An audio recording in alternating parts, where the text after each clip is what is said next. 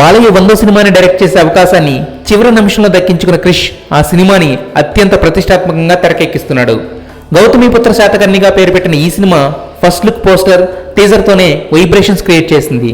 అయితే దీపావళి సందర్భంగా విడుదల చేసిన తాజా పోస్టర్లో యుద్ధంలో విజయానంతరం గెలిచిన చక్రవర్తి చేసే విజయ దరహాసంతో గంభీరంగా రాజసం ఉట్టిపడేలా హుందాగా ఉన్నాడు బాలయ్య.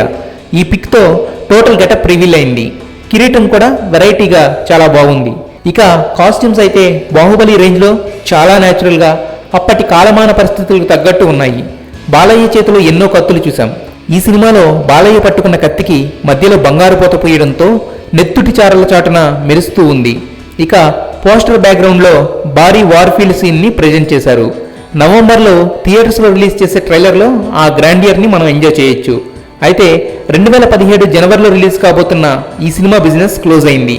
చారిత్రక నేపథ్యం కావడం, క్రిష్ డైరెక్షన్, బాలయ్య 100వ సినిమా వంటి పాజిటివ్ ఫ్యాక్టర్స్ వల్ల 75 కోట్ల భారీ ప్రీ రిలీజ్ బిజినెస్ చేసింది గౌతమిపుత్ర శాతకర్ణి. ఈ సినిమా ప్రీ రిలీజ్ బిజినెస్లో చాలా వరకు రేషియోలు ఉండడం విశేషం. ఇక ఈ సినిమాకి బాలయ్య తీసుకున్న పారితోషికం 8 కోట్లట. అలా అయితే నిర్మాతలకు భారీ లాభం వచ్చినట్లే. నమస్కారం. ఎన్ని ఫస్ట్ లుక్స్ వంశీ గారు?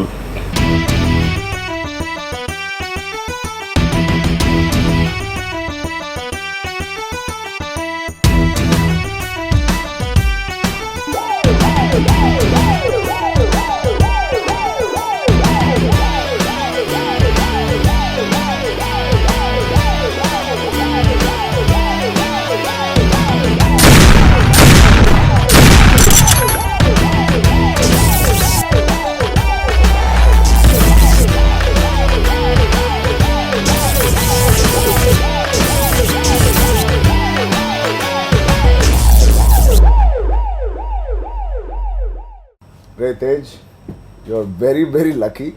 ఇంత డిఫరెంట్గా ఇంత న్యూ లుక్ ఒక కాప్ మీద ఎప్పుడు నేను చూడలేదు. నిజంగా యు ఆర్ లక్కీ ఆర్టిస్ట్. ఇంత ఎర్లీ స్టేజ్లో వంశీ గారి ఫ్రెండ్స్ నువ్వు కనిపించావు.